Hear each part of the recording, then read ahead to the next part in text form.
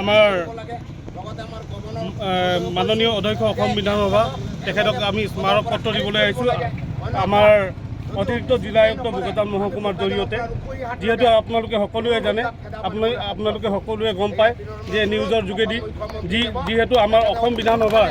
উপাধ্যক্ষ ডক্টৰ নুমল মমিন তথা আমাৰ স্থানীয় বিধায়ক বোকাজানৰ স্থানীয় বিধায়ক তেখেতক যোৱাকালি কংগ্ৰেছী MLA সকলে তেখেতৰ কক্ষত সোমাব বিচৰা তেখেতে যোৱাৰ সময়ত তেখেতক প্ৰতিবাদ কৰি তেখেতৰ লগত শাৰীৰিকভাৱে অপদস্থ কৰে। সেয়েহে আমি যিটো আমাৰ সদনৰ যিটো পবিত্ৰ গৰিমা এই গোটেইখিনি নষ্ট হৈছে বুলি আমি ভাবিছোঁ আৰু ডেমক্ৰেচি গণতন্ত্ৰক শেষ কৰিছে বুলি আমি ভাবোঁ। সেয়েহে আজি আমি আমাৰ কাৰ্বি আংলং জিলাৰ ST মৰ্চা তথা আমাৰ বোকাজান মণ্ডল তথা আমাৰ যিটো বোকাজান LA 6টা সমষ্টি মণ্ডল সকলো কাৰ্যকৰ্তা আহি আমি ইয়াত উপস্থিত হৈছোঁহি আৰু এই স্মাৰক পত্ৰত আমি এনেধৰণে দিছোঁ যিহেতু 24 তাৰিখে যিটো ঘটনা হৈ গ'ল পুৱা বেলাত এই ঘটনা যাতে পুনৰাবৃত্তি নহয় আৰু যিজন কংগ্ৰেছৰ বিধায়ক নুৰুল হুদা তেখেত প্ৰাইম একিউজ হিচাপে তেখেতক আমি ভিডিঅ' ক্লিপিঙত অলৰেডি পাইছোঁ CCTVত। সেইকাৰণে তেখেতৰ MLA পদটো খাৰিজ কৰিবলৈ লগতে যিটো সদনৰ পবিত্ৰ গৰিমা তেখেত নষ্ট কৰিছে সেয়েহে তেখেতক অসম বিধানসভাৰ পৰা বৰখাস্ত কৰিবলৈ আমি অনুৰোধ জনাইছোঁ। যিহেতু আপোনালোকে জানে অসম বিধানসভাত আমাৰ জনজাতীয় MLA হিচাপে তেখেত উপাধ্যক্ষ হিচাপে এটা সন্মানীয় পদত আছে আৰু সেই সন্মানীয় পদটোক কলংকিত কৰিছে বুলি আমি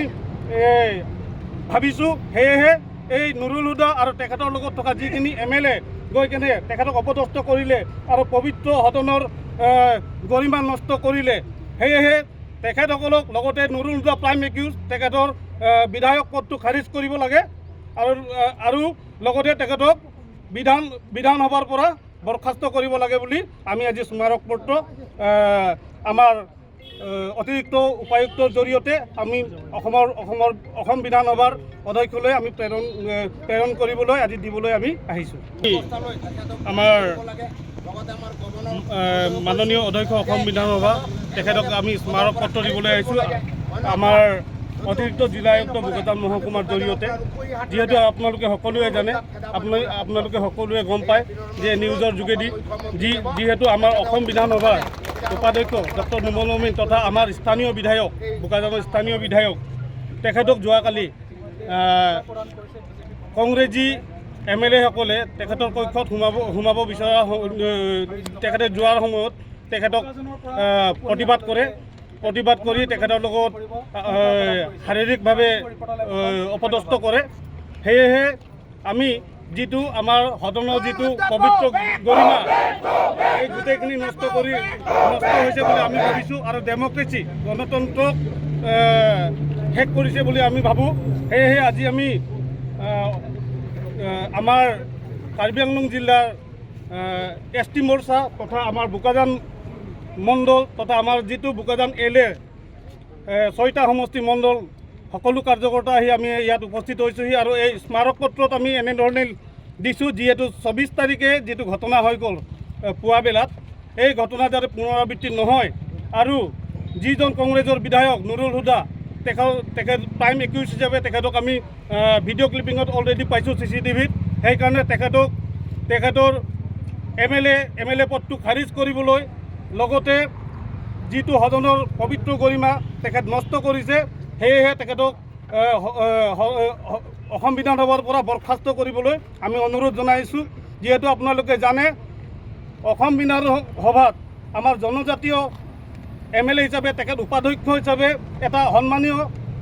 পদত আছে আৰু সেই সন্মানীয় পদটোক কলংকিত কৰিছে বুলি আমি ভাবিছোঁ। সেয়েহে এই নুৰুল হুদা আৰু তেখেতৰ লগত থকা যিখিনি MLA গৈ কেনে তেখেতক অপদস্থ কৰিলে আৰু পবিত্ৰ সদনৰ